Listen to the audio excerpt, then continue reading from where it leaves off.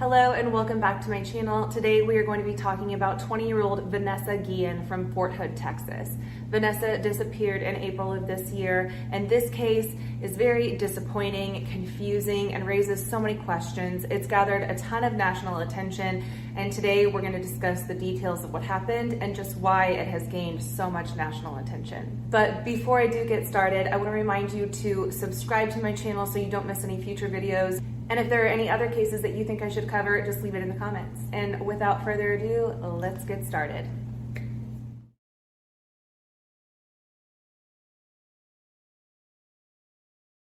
Vanessa Guillen was a 20-year-old U.S. Army soldier from Houston, Texas. She was born on September 30th of 1999. Her parents were Rogelio and Gloria Guillen. When she was born, doctors didn't expect her to live past 15 days. She had a medical condition, and I wasn't able to find what that condition was, but doctors gave her a pretty slim chance of surviving, and she beat all the odds. Her mom prayed for her to pull through, and she did just that. And she grew up to be a stunning, beautiful, athletic, smart, kind-hearted, compassionate girl, and everyone who knew her loved her. She played soccer, she loved to jog, she was avid about sports and learning. She graduated in the top 15% of her class, and after she graduated, she joined the Army in 2018 and was trained as a 9-1F small arms artillery repairer.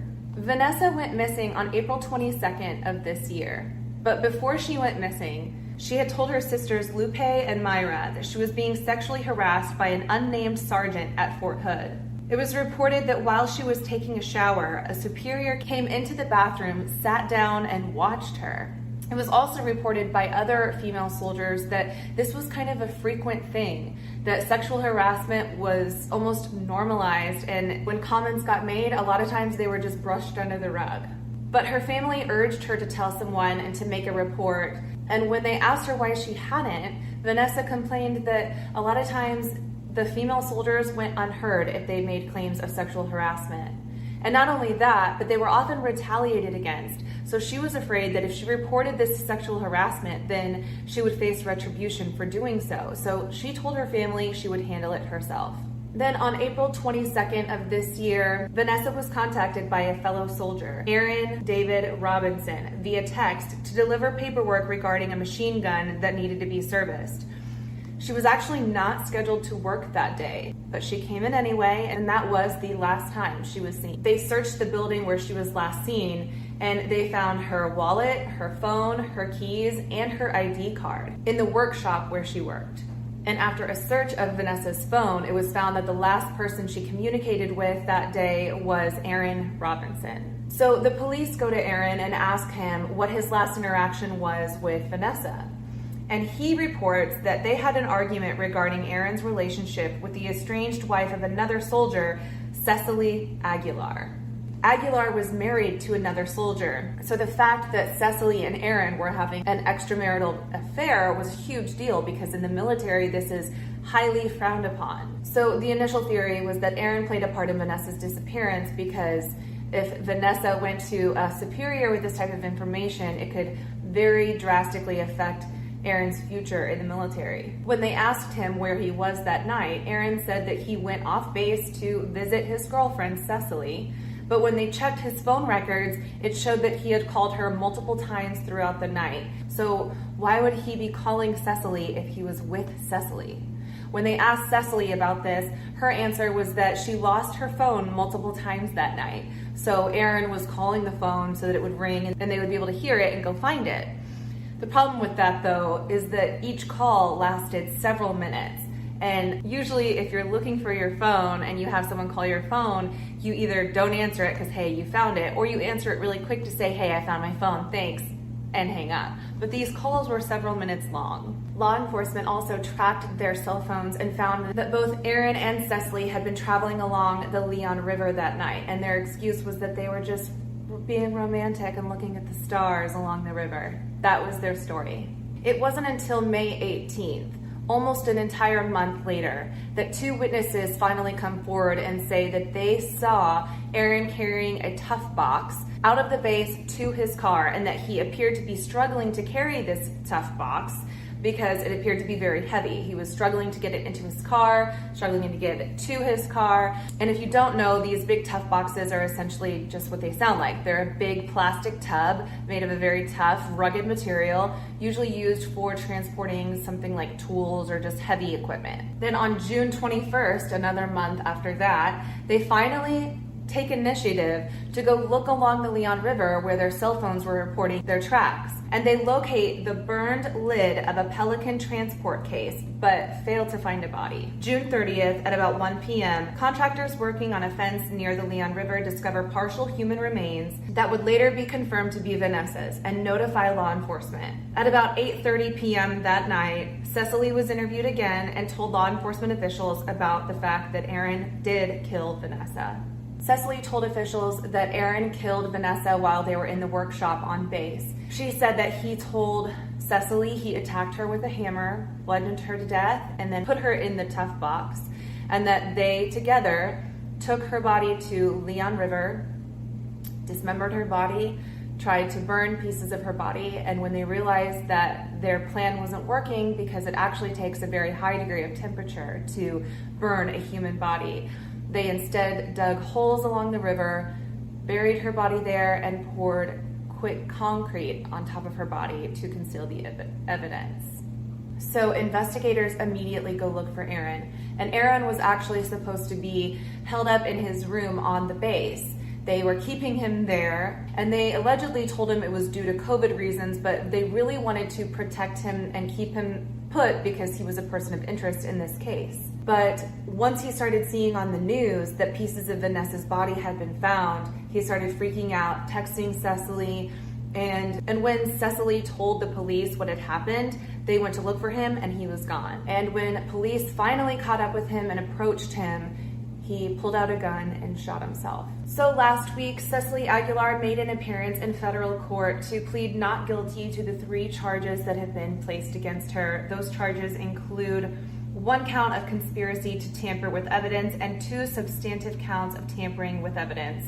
Aguilar faces up to 20 years in federal prison for each count upon conviction. Here is her mugshot, which is quite different than the pictures that she posts on Instagram. I took a look at some of her Instagram posts, and the posts are so eerie and disturbing. It looks like a totally different person. #catfish. This particular post was made on May 1st, so this is after the murder, but before Aaron and Cecily had been questioned or become suspects. The caption says, "I loved her, the dark side of her. Any girl can play innocent, but her demons are what drove me wild. Her secrets, her pain, she masked by laughter.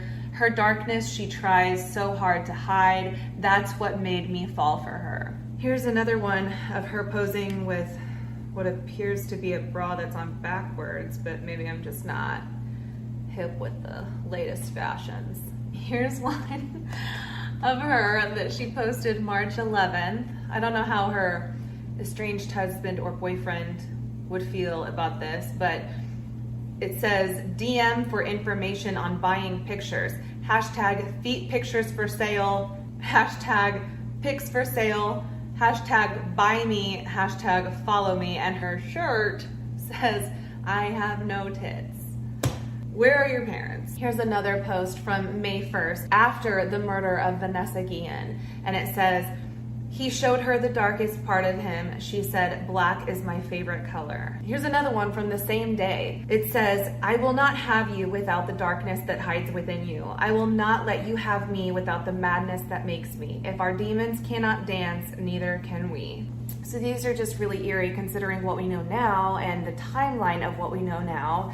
It kind of just shows you what type of person Cecily Aguilar is. And you know, it is such a stark contrast beside the beauty, grace, bravery, and courage that was Vanessa Guillen. You know, this story is absolutely heartbreaking. And you know, according to Cecily, The story was that Aaron attacked her because Vanessa threatened to tell authorities about their relationship, which would get him into trouble. However, I don't think that's the case. I think she probably had information on the way that Aaron had been treating her, that Aaron was probably the one that was sexually assaulting her. She probably confronted him about it, maybe told him that she was going to make a report on it, and he lost it. But rather than tell Cecily that he is being unfaithful to her, he tells her that she was threatening to destroy his future and tell people about their relationship. It's very wannabe Romeo and Juliet barf. Enough of that. I really want to focus the rest of this video on talking about Vanessa Guillen, her family.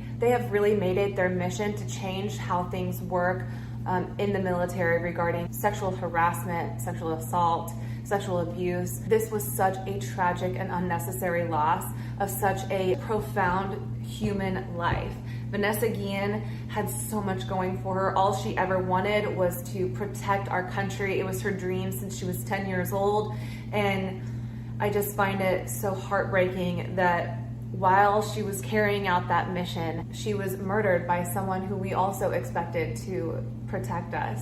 This story raises so many questions. One, and most importantly, why should someone be fearful of reporting sexual harassment or sexual abuse? What is going on within the military where female soldiers are so afraid to protect themselves that they're hiding it, and then it results in something like this? It makes you wonder how much the military or the officials or sergeants or whatever were involved in protecting Aaron. Because I'm sorry, but if you bludgeon someone with a hammer in a workshop, there should be blood splatter everywhere. Allegedly, he was only in that room for 45 minutes, which is not enough time for blood splatter or a crime scene to be cleaned up. So the pieces of this story just don't make any sense. That room, if it had been thoroughly investigated, should have lit up like the 4th of July if they bothered to test it with luminol, which I think for any criminal investigator, that would be one of the first things you do. If you're investigating a disappearance or a death,